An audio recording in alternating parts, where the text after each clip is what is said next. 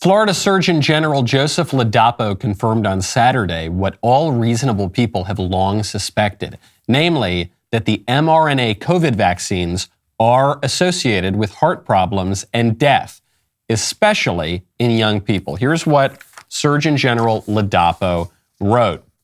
It says that the Florida Department of Health conducted an analysis through a self-controlled case series, which is a technique originally developed to evaluate vaccine safety. This analysis found that there is an 84% increase in the relative incidence of cardiac-related death among males 18 to 39 years old within 28 days following mRNA vaccination. With a high level of global immunity to COVID-19, the benefit of vaccination is likely outweighed by this abnormally high risk of cardiac-related death among men in this age group. And even further, non-mRNA vaccines were not found to have these increased risk, which is why, as such, the state Surgeon General recommends against males aged 18 to 39 from receiving mRNA COVID-19 vaccines. Those with pre-existing cardiac conditions, such as myocarditis and pericarditis, should take particular caution when making this decision. Very scary stuff. So naturally, the big tech platforms censored him for spreading medical misinformation and undermining the public health and authorities. Which, of course, is a little bit strange since Dr. Ladapo is one of the top medical experts in the country and one of the top public health authorities in the country. The claim, the idea that some random punk Twitter staffer possesses greater medical expertise than the Florida Surgeon General is insane, and apparently it was too much even for Twitter, which is why they eventually caved to political pressure and restored Surgeon General Ladapo's findings. But enough about the left's hypocrisy. Yes, they're power-mad tyrants. Yes, they don't give a damn about the truth or justice. Yeah, totally, of course. What is more interesting to me than the double standard here, the hypocrisy, the hiding information, what's more interesting is the information itself, Ladapo's findings. What should we conclude from the Surgeon General's finding that the mRNA vaccines are associated with young people having heart problems and dying? We should remember that conclusion, now backed up by one of those sacred studies on which modern people place so much importance, that was not so long ago written off as a crazy conspiracy theory, not just by the libs, but by many squishes on the right, too. The warning signs have been there from the very beginning of these vaccines. Do you remember that video of the nurse who was taking the shot and then she immediately fainted? Like right away after taking it, and the libs said, this is just a coincidence, no big deal. And then all of the anecdotal reports of people having heart problems that popped up just as the vaccines were being rolled out, all those many, many anecdotes, the plural of anecdote, by the way, is data. All those warning signs were ignored. They were written off. And the people who kept talking about them, we were called conspiracy theorists. Well, the conspiracy theorists were right. 100% right then, just as the conspiracy theorists have been right about so many things in recent years, which raises an even more urgent question. If the so-called conspiracy theorists were right about these things then, what sort of things are we mocking that they are getting right now? I'm Michael Knowles. This is The Michael Knowles Show.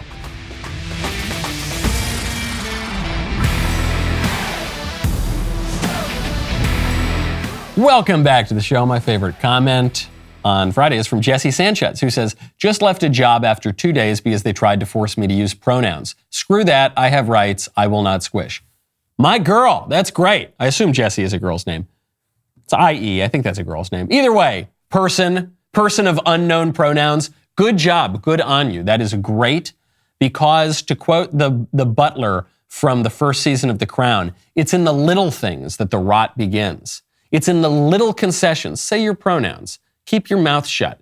Don't talk about the vaccines on Twitter. Don't do this. Come on, just go along to get along.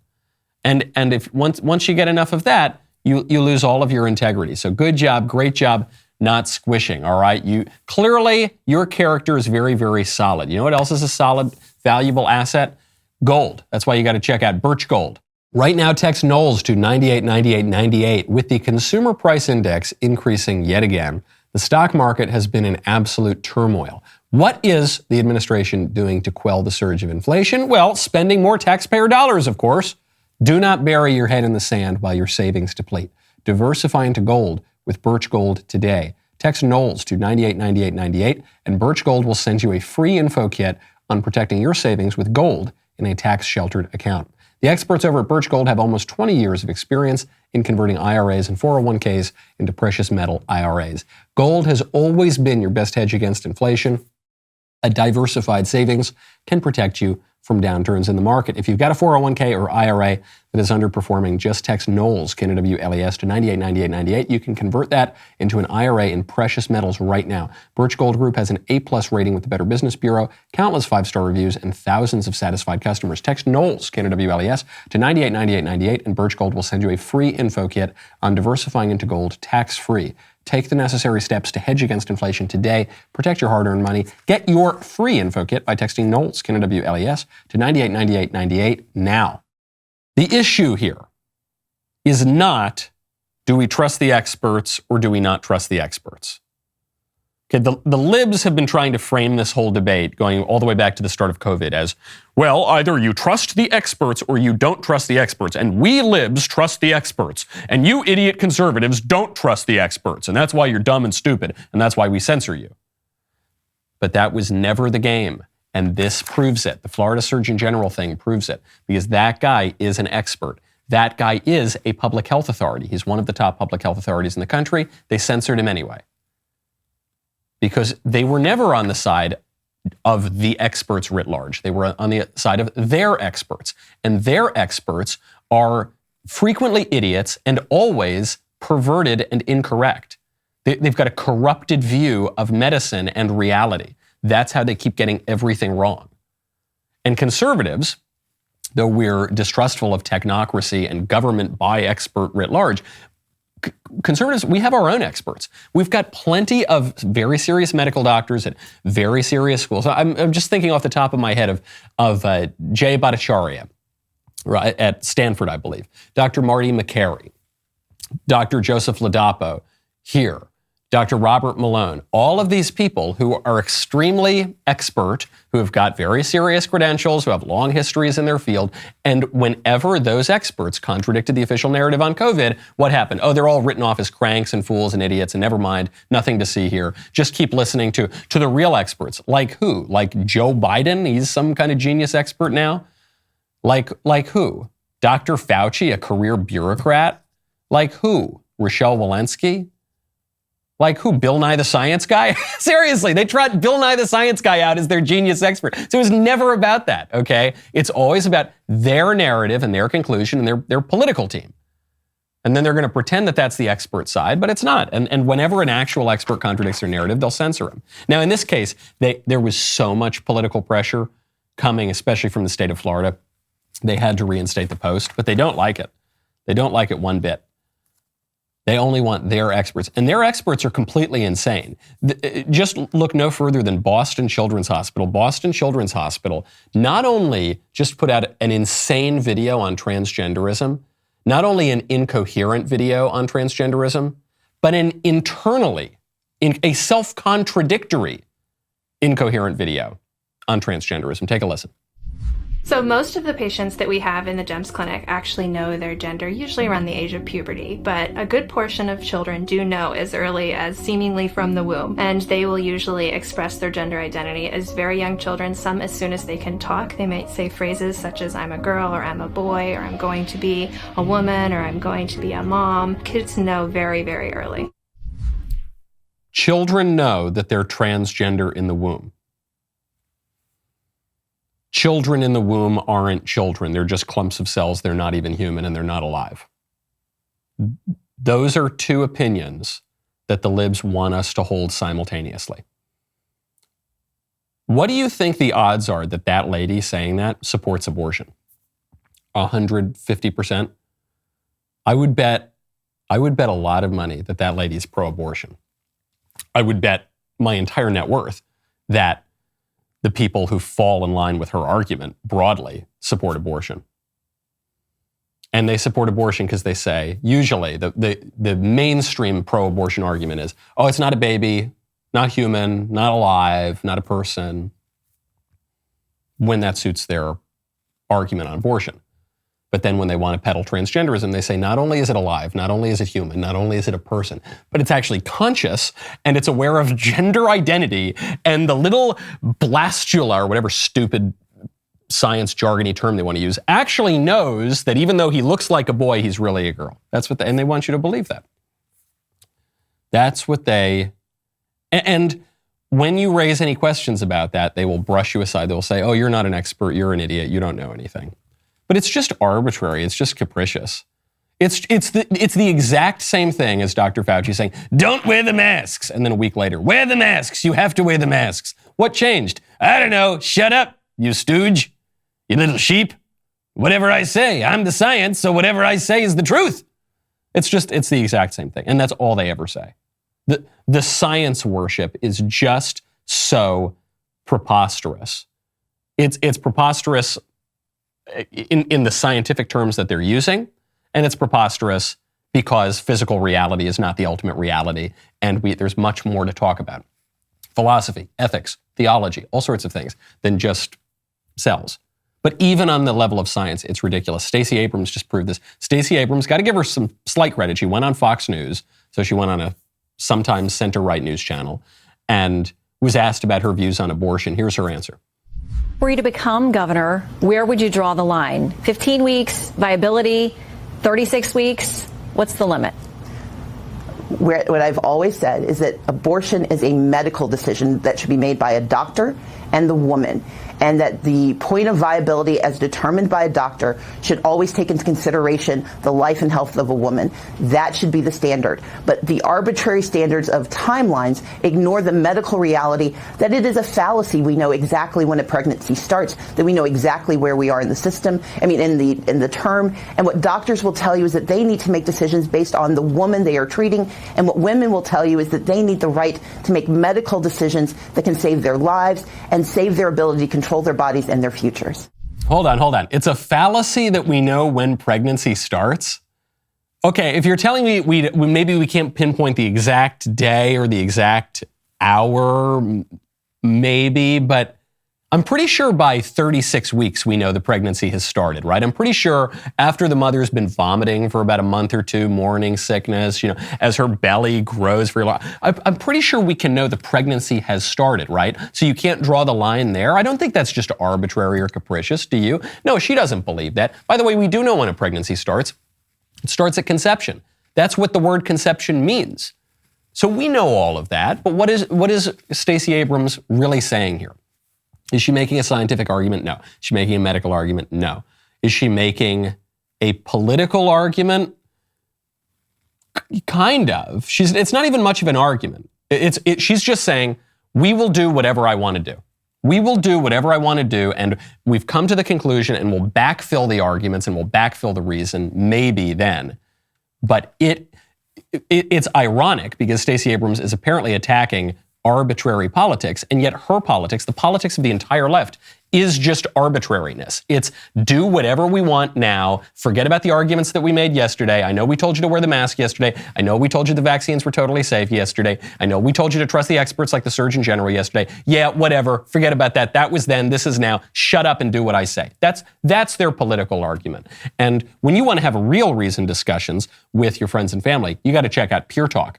Right now, go to puretalk.com, enter code Knowles. The government is addicted to spending. That reckless spending is driving up costs on everything. It's not fair, but you don't have to just be a victim. There are things you can do right now to lower your monthly expenses and mitigate the impact of inflation. Step one, this is the simplest one. Switch your cell phone service to Pure Talk. Take a look at your cell phone bill. If you're with Verizon, AT&T, or T-Mobile, I know how much you pay. You pay too much. Pure Talk will give you unlimited talk, text, and 6 gigs of data for just $30 a month. That could be a huge savings for you and your family. That's grocery money or gas money, and Pure Talk never raises their rates. By switching to Pure Talk, the average family of 4 is saving over $75 every month. Customers are realizing they don't need as much data as they thought. Okay, join the hundreds of thousands who are making the switch to Pure Talk today. When you switch to Pure Talk with our special discount, you will get 50% off your first month. Go to puretalk.com, choose your plan, enter code Knowles for this special offer. That's puretalk.com, enter code Knowles, K-N-O-W-L-E-S, for 50% off your first month. The Democrats have made a little bit of a mistake, I think, on abortion. They've realized that they've got nothing going into the midterms, not the economy, not immigration, not national security, not inflation, not anything, right? They've got nothing going into the election. And so they've tried to focus on abortion as their one issue because the Supreme Court overruled Roe v. Wade, and they think that'll energize Democrats. And the polling shows it probably won't. Polling shows inasmuch it does energize Democrats, but it actually seems to energize Republicans as much or more. And furthermore, people just don't vote on abortion, pro-choice, pro-life. It's just not a top priority for the vast majority of people. Maybe for you and me it is, because if you're very pro-life, I certainly vote on the issue. We're in the minority of people.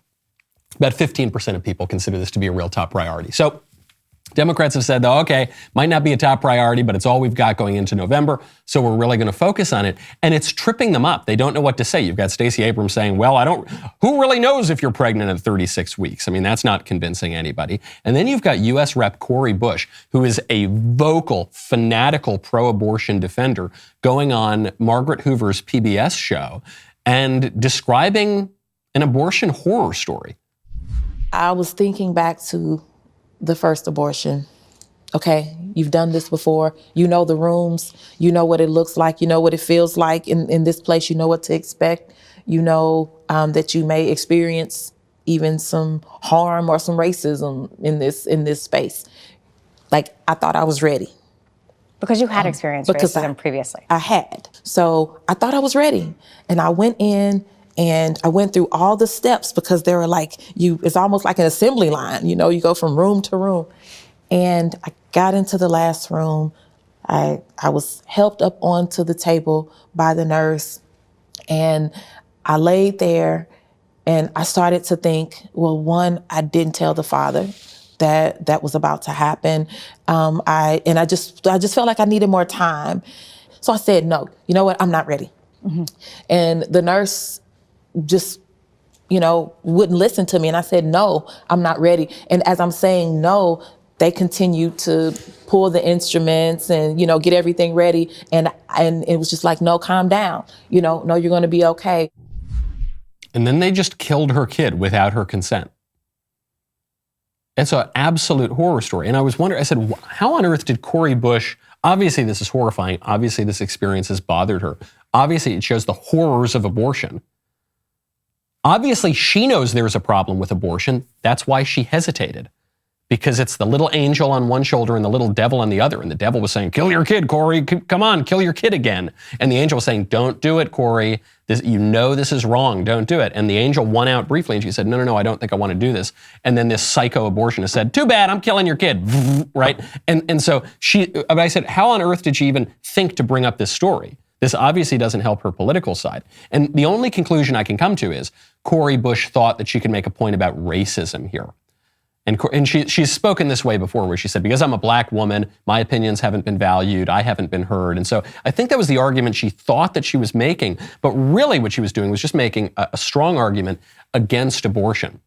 So even as she's trying to argue for it, didn't really work very well. And then that's the first thought, and that's what most people have been talking about. But then there's the second thought I had, which is, she mentions that she'd already had an abortion, totally willingly. And so she went in, she thought it was going to be easy again, she was going to have a second abortion. And then she had some second thoughts.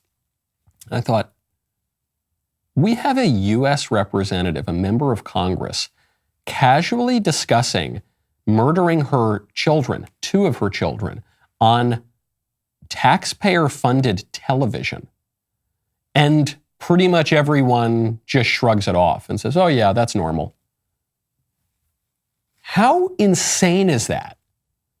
How insane is that? In a sane society, I'm not saying that parents would never kill their children. I'm not saying that there would be 0 abortions. But what I can promise you is that if parents did kill their children, they would keep it to themselves. They would be ashamed of that because it's obviously very, very wrong.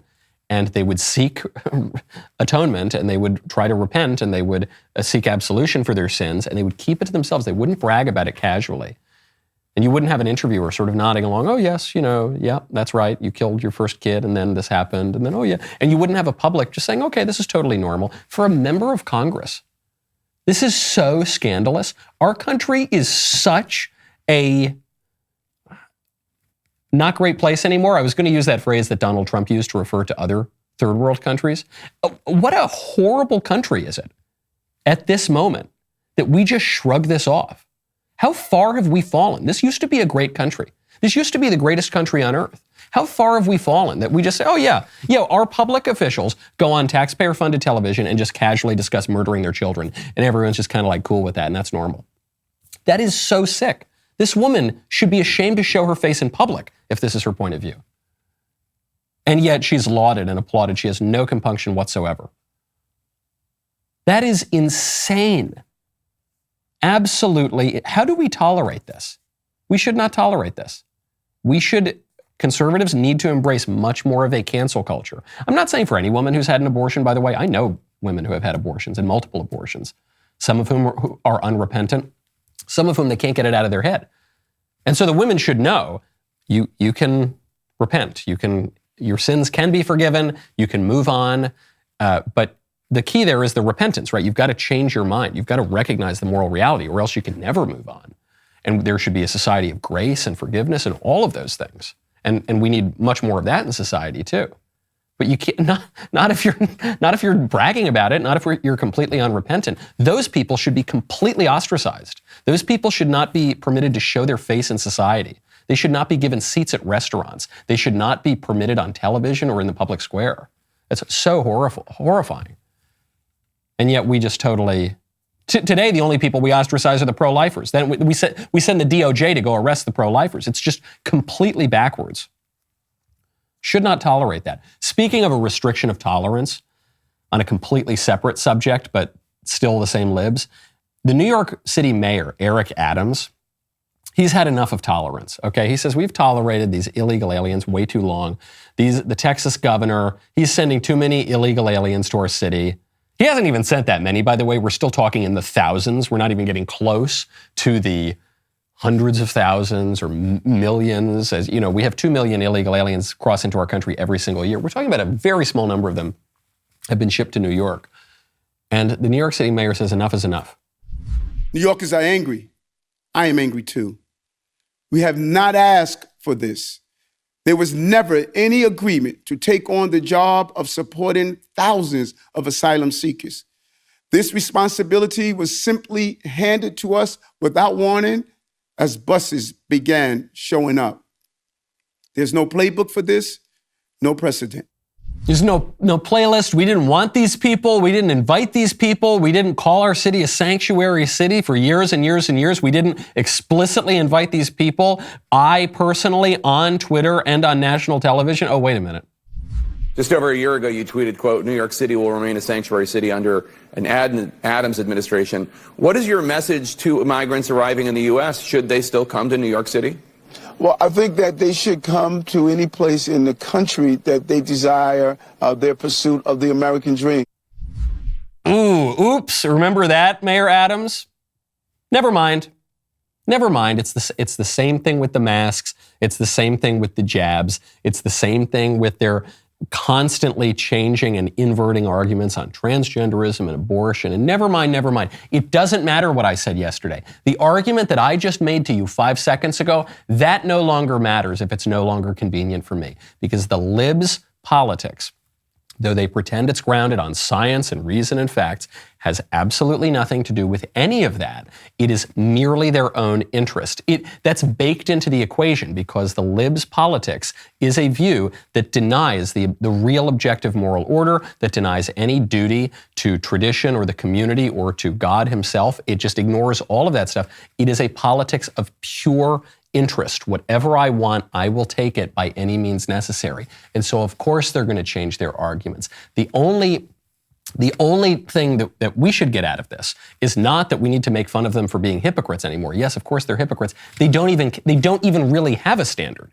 So they can't even really be hypocrites because they don't actually believe any of the things that they're saying. The only thing that we should take out of this and conclude, and remember this every single time the libs open their mouths, is they're not making arguments. They're just doing whatever the hell they want to do. And we should stop them from doing it and stop trying to engage in their ridiculous arguments. They don't care about that. We care more about their stupid arguments than they do. They're going to change them the very next day, the moment that it's convenient for them. Speaking of insanity in New York, I wish I had the Nostradamus hat. I don't have it on me. I got to remember to move it from my office to my studio because we just keep being right. And it's not just me.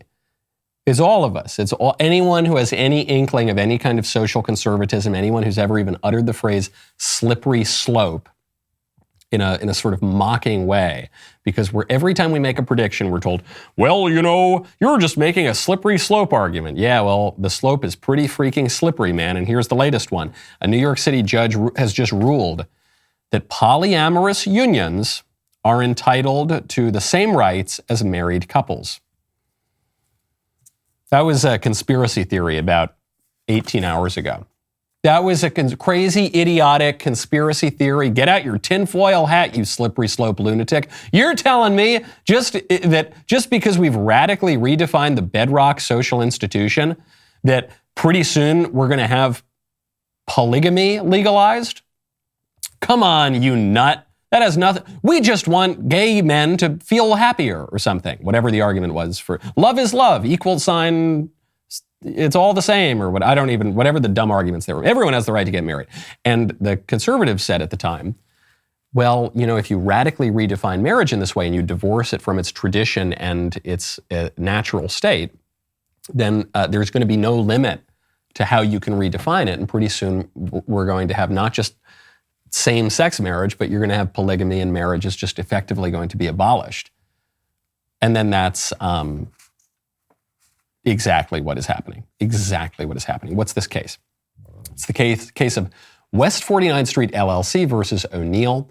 And the New York Civil Court judge Karen May Bakdayan has reportedly concluded that polyamorous relationships are entitled to the same sort of legal protection as two-person married relationships. Because the case involves Scott Anderson and Marcus O'Neill, who lived together in a New York City apartment, as well as Anderson's husband, Robert Romano, who resided elsewhere but says that he's in a throuple. He's in a polyamorous relationship with these two men. And so we take one step and we say, okay, we're going to pretend that this union of two men is marriage. Since 2015, we're going to pretend that that's marriage.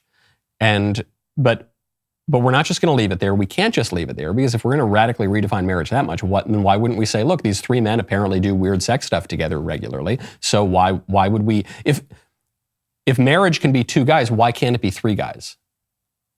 Why can't it be?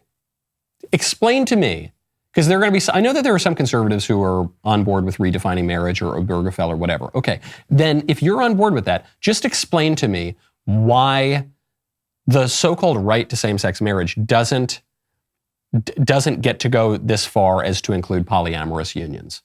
Because I can't find the argument for that. Especially in New York City, where everyone's always trying to cheat the different marriage laws in order to keep their apartments, because the most valuable thing in New York is not your family or your loves or even a bar of gold. The most valuable thing in New York is just keeping your apartment. Any New Yorker knows this, okay? So why would there not be, not only why would there not be an incentive for this sort of thing, why would this not take place?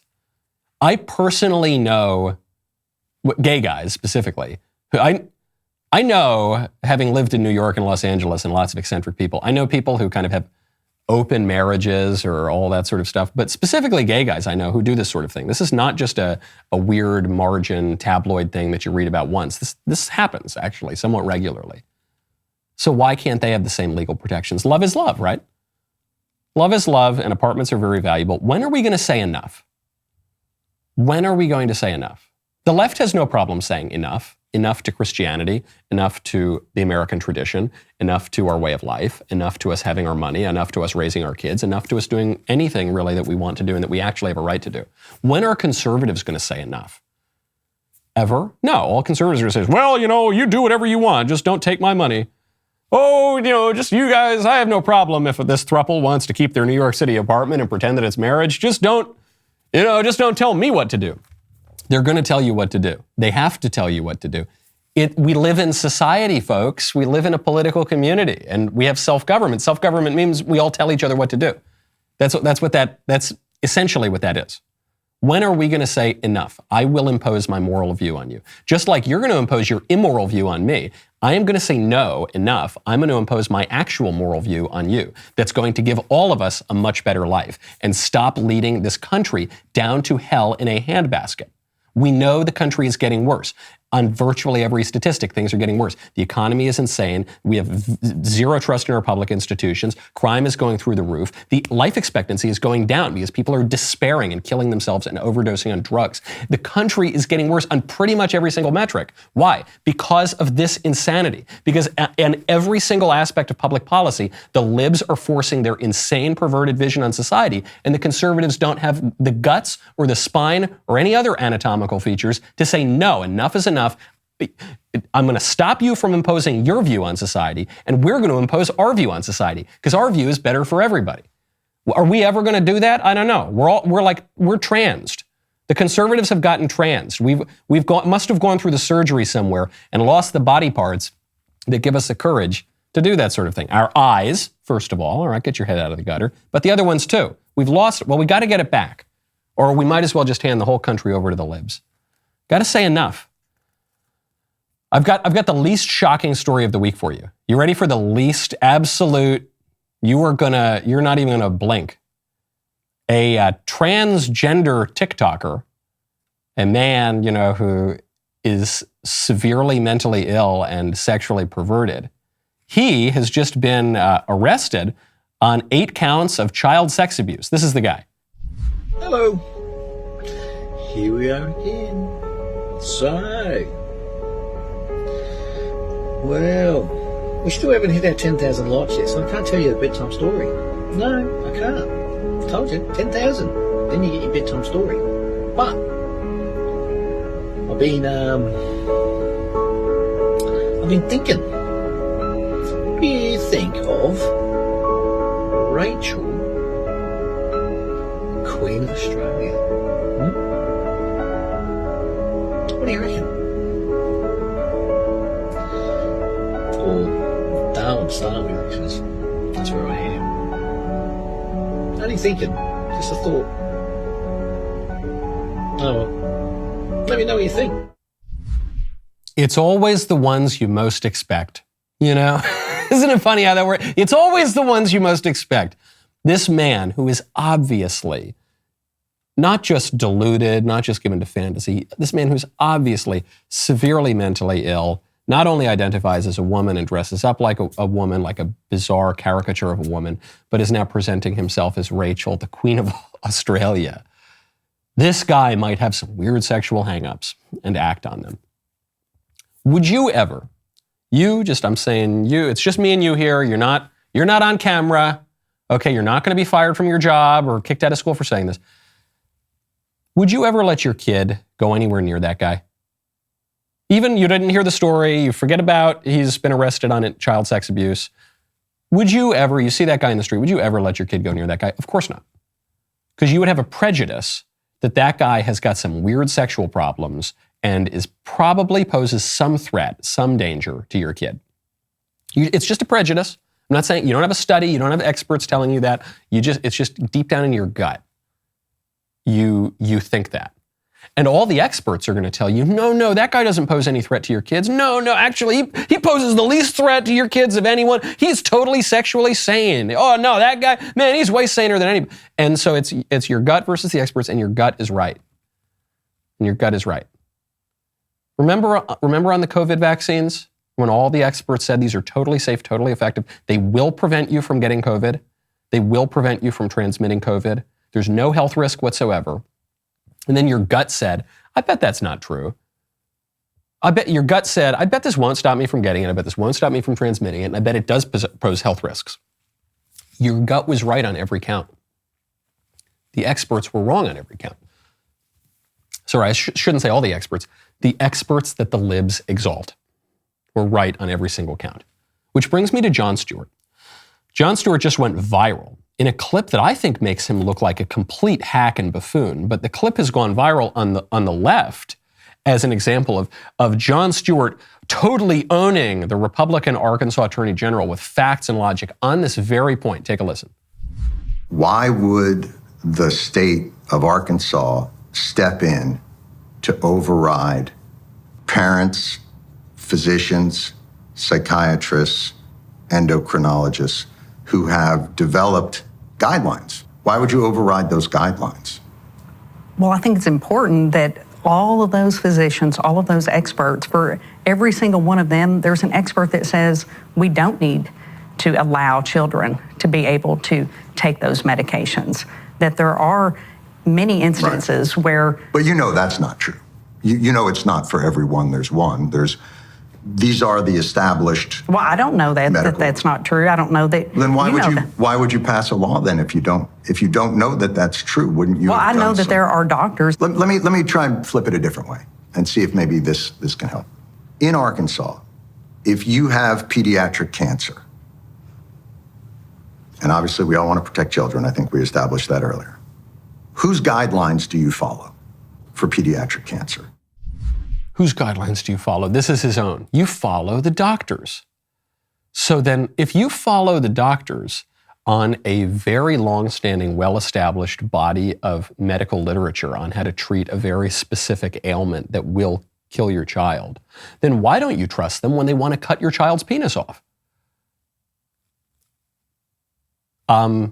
Do I even have to answer that question? By the way, the very fact that the so-called medical experts are now advocating pumping little kids full of cross-sex hormones and trying to mutilate them into being the opposite sex actually does make me less likely to trust them on the cancer treatment and on every other aspect of medical science. But do you see what Jon Stewart is advocating here? He's advocating a complete blind allegiance to and faith in the political establishment. Not even just the medical experts, because as the Arkansas Attorney General rightly points out, there are many experts on the other side. And Jon Stewart doesn't even really quibble with that. He says, well, it's not one-to-one. There's not one of your experts for every one of our experts, which may or may not be true. Sort of who cares? He's at least conceding the premise that, yes, you conservatives, the people who oppose chopping off little kids' genitals, you guys have some experts on your side, but we have other experts. And anyway, our experts are the ones that are enshrined in the political establishment, so you should trust them. A complete blind faith. Ironic, of course, because Jon Stewart presents himself as speaking truth to power, and the whole left presents itself as being sort of countercultural and fighting the entrenched powers when, in fact, they are the only entrenched power in the country. But imagine that. Imagine thinking that. Let's just say Jon Stewart's being sincere for a second. He is actually telling people not to believe their own eyes, not to use their own brains, not to use their own reason, not to trust anything that happened before yesterday, before today. Why wouldn't you trust the experts? I wouldn't trust the experts because they are saying that boys can actually be girls. That's why. That's the proof that they're not omniscient, not necessarily correct here, not the geniuses you're presenting them to be. The very fact that they're saying that is the proof that they are not these people. And Jon Stewart actually makes a joke earlier in this clip. He says, some people used to make jokes about transgenderism, but those guys were totally wrong. And then he plays a clip of himself doing it on his show. But he says, but now I've been told by the political establishment that's not true. So I'm going to ignore even what I used to think. But just look at the record here. The prejudice of the people, the wisdom of repugnance of ordinary people, the intuitions and natural inklings of ordinary people in recent years has been proven much, much more reliable, much, much more correct, much, much more trustworthy than the fantasies and pronouncements of the exalted, established experts. Today is Columbus Day. 530 years ago, a great man named Christopher Columbus discovered the New World. 1492, Christopher Columbus, one of the great men of history, sailed the ocean blue. And then the libs ruined the New World, so Jeremy's building a new world. That's right, starting with his razors. Right now, you can get your Jeremy's Razors Founder Shave Kit for 40% off plus free shipping as part of an historic Columbus Day sale. The libs want to erase history and masculinity. You do not have to let them do it. Navigate your way to jeremysrazors.com to conquer your stubble and arrive in style this holiday. Speaking of the political establishment, PayPal has just announced that they will now steal your money for Wrongthink, for contradicting political correctness, for expressing any kind of opinion that does not go along with the opinions of the experts. And the opinions of the established experts, by the way, change every day, so you better be careful with what you say. The PayPal released new user terms, its new acceptable use policy, in which it said that that you can't use PayPal services for activities that relate to transactions involving drugs. Okay, that's fine. That relate to stolen goods. Yeah, that makes sense. That relate to the promotion of hate, violence, racial or other forms of intolerance that is discriminatory. Okay, now that's a little confusing. Yeah, violence I get. But how are they defining hate? And what are you saying? You're saying you discriminate against someone, or you're saying just intolerance? What is that? That seems a little dodgy. Obscenity, that seems fine to me. Sexually oriented materials, that seems fine to me. Firearms, that's dumb, but okay, whatever, I guess it's their company. Okay. They say that they may liquidate damages of $2,500 US per violation, which can be debited straight from your PayPal account. They go on to say further that they can just take money out of your account. They can freeze your assets, they can take your money if you do things that they don't like. Things that are not necessarily illegal, things that have not necessarily even been considered bad in American history. What if you're transphobic, quote unquote? What if you're homophobic? What if you don't post the black BLM flag, the black square on social media? What happens then? This is not just some crazy conspiracy theory. The former president of PayPal has confirmed this and criticized it. He said, "It's hard for me to openly criticize a company that I used to love and gave so much to, but PayPal's new AUP, acceptable use policy, goes against everything I believe in. A private company now gets to decide to take your money if you say something that they disagree with. Insanity." Then Elon Musk, another billionaire, long connection to PayPal, he says, agreed. Totally agreed. And the way you know that this was true and not just fake news, conspiracy theory, whatever, is that PayPal reversed the decision after DailyWire published a story criticizing it. Gets back to those conspiracy. What did the conspiracy theorists say? Not that long ago. They said that the United States, while we criticize China for its social credit score system and its oppressive, tyrannical government, that the U.S. is implementing the exact same thing. And it's doing it a little more subtly, and it does it under the aegis of the corporations and the non-government organizations and the nonprofits and the semi-state public-private partnership, but it's the exact same thing. If you contradict the prevailing social mores in any way, or the slogans of political correctness or wokeism, you're going to have your money taken away. You're going to be ostracized from society. It's the exact same thing. The exact same sort of system in China is being implemented in the United States. There's no question. Is it at the same scale yet? No. Is it at the same point yet? No. Is it going to take the same exact form? No. But the result will be largely the same. That's certainly what the libs want. That is happening now. Who knows? What if you say, don't wear the masks? Maybe they could take your money. You could say, Dr. Fauci told me that. And they'd say, no, Dr. Fauci said that yesterday, but today he's saying the opposite, so you have to say the opposite now. What if it's basically any other topic? Children, babies in the womb aren't babies. No. Today we're saying they are babies because they can know that they're transgender in the room. Sorry, $2,500, boop. Nope, sorry, I'm going to take $3,000 this time. Boop. Okay, fine, babies in the womb are babies. Oh no, today we're advocating for abortion, so they're not babies anymore. Boop, there's $2,500. Sorry, got to keep up. Got to keep up with the political correctness, guys. Otherwise, we're going to take all your stuff and kick you out of society. Speaking of taking money back, there is some good news. I don't want to leave you on all this downer kind of news. There is some really good news. Sharon Osbourne has decided that BLM is in fact a scam, as Kanye West declared the other day. BLM is a scam, and she wants her money back. Do you agree with Kanye's point? I don't know what his point is. See, I don't know. That's why I say I can't answer it. I don't know what his point is. I mean, he said that Black Lives Matter is a scam. Oh, well, we gave $900,000 to that, and I'd like my money back.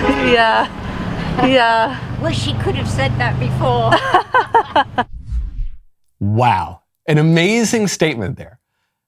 There's so much in that statement, because what Sharon Osbourne is saying is, yeah, I couldn't really admit this before, but I want my money back. So she's actually saying that Kanye and Candace did kill Black Lives Matter, as they said that they did. And Candace has a new movie on this coming out that is, I think, going to put the final nail in that coffin.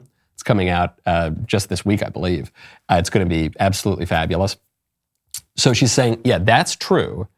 And I have long known that this thing was a scam, but now I'm allowed to say it, and I want my $900,000 back, because it was a whole scam, and we know that the leaders of it basically just exploited George Floyd, who no one actually really cared about. None of the people who pretended to care about him actually really cared about him. They just used him as a symbol to raise a lot of money and buy big mansions in California. And yeah, I want my money back. That's what she's saying. And this could be effective. Sharon Osbourne is never going to get a penny back. But if you have all of a sudden prominent people coming out and saying, give me my money back, this is a scam, I'm going to throw my financial weight around. She, I suspect, felt like she was being extorted into giving money. I remember when BLM took over Southern California, you had businesses posting receipts in their windows of donations to the BLM organization, like blood over their door frames to say, please, agents of death, pass by this house, don't kill us. You'd have people saying, this is a black-owned business. In other words, go kill Whitey. Don't go after us. And the white people would say, I donated money, please. It's no different than the mob, except that the mob used to only take 10% of your stuff, and the libs come in and they basically want everything. That's the difference. That's the big difference here. And now Sharon Osbourne is admitting that. I think a lot of people feel that way. And if more people just get a little bit of courage to say, yeah, no, actually, the established narrative about BLM was complete BS, and we shouldn't have gone along with it, and I'm sorry we allowed ourselves to be extorted. That's fine. That's fine. You know where you really see this is a completely different point, but I have to get to it today. Horrible, terribly sad story. 2 children were killed, and a mother was critically injured after the family's dogs attacked. Now, before I tell you what kind of dog it was, you already know, right? Was it a wiener dog? Was it a pug? Was it a golden retriever? No. You know, it was a pit bull, because it's always a pit bull. Because the majority of the time when a dog mauls somebody or eats a poor little kid, it's a pit bull. We know this because the pit bulls were bred to do this. That's what they're for. And yet, we are told by the experts of our society, no, that's not true. There's no such thing as a bad breed of dog. Well, maybe not good or bad, but it's just the breed was bred to be extremely violent. And so now we have them, and we have them around 2-year-old little kids. That's why these stories keep happening. No, not my dog. There's no such thing as a bad dog breed, just bad owners. No, they just didn't love their dog the right way. Oh, that's weird. A lot of people just not loving their pit bulls the right way. And for some reason, the bad dog owners, they always seem to own pit bulls, and it's just coincidentally always the pit bulls that are attacking people. And just coincidentally, they're genetically built for that. But that's just a weird coincidence. It's weird, these pit bulls, always at the center of such coincidences. I know this is going to be controversial. I know some people like the dogs. We should obviously kill all the pit bulls, right? It's not enough even to sterilize them, because the problem is not that there will be more pit bulls in the future. The problem is the pit bulls are the dogs that attack everybody now and threaten people's kids now and lead to these horrible stories. And the parents say, oh no, the dog was never violent before. The dog lived with us for years. Yeah, and the dog was never violent until he was. And whenever the dogs are violent, it just usually, most of the time, tends to be the pit bulls. And we have no reason to tolerate that. We as a society have a great reason to protect against that. There is no Second Amendment right to a pit bull. There is no natural law reason to have a pit bull. We have to admit reality. Okay, this is not, and we have to admit that all the experts, in this case on the dogs, no, it's actually just training. And actually, if you look at this statistic, and actually, no, it's just not true. We know it. We all know it, okay? Even the pit bull owners know it. Okay, stop denying things that you know are true because some lib egghead with some kind of mellifluous argument has convinced you not to trust your gut and your head and history and everything that we know is true. Okay, stop trying to make yourselves so gullible. This is true, forget the pit bulls for a second. This is true on transgenderism, it's true on abortion, it's true on our country's history, it's true on crime, it's true on immigration, it's true on all of these things, okay? We know basic stuff. We have common sense. We have eyes, we can see nature, we see stuff all around us, okay? We have at least 2 brain cells to rub together. We know that. And the purpose of leftist politics, the goal of leftist politics, is to tell you to ignore everything you know and to convince yourself of their fantasies. To convince yourself that Richard Levine is actually a woman. It's okay to trust your prejudices. It's okay to trust received wisdom. It's okay to trust your faculties of reason. Okay, they've got a much better record. You're going to be called a conspiracy theorist for trusting all those things, but they've got a much better record than the so-called experts. Today's Music Monday, okay? We've got a song that was requested by one of the great members of this show, who we will see in the member block. And my producer, Ben Davies, has teed it up for me. He tells me I'm going to hate the song, but we'll see. The rest of the show begins now if you don't want to miss it. Well, you certainly don't want to miss it. If you're not a member, click the link in the description and join us. We will see you over at the member block.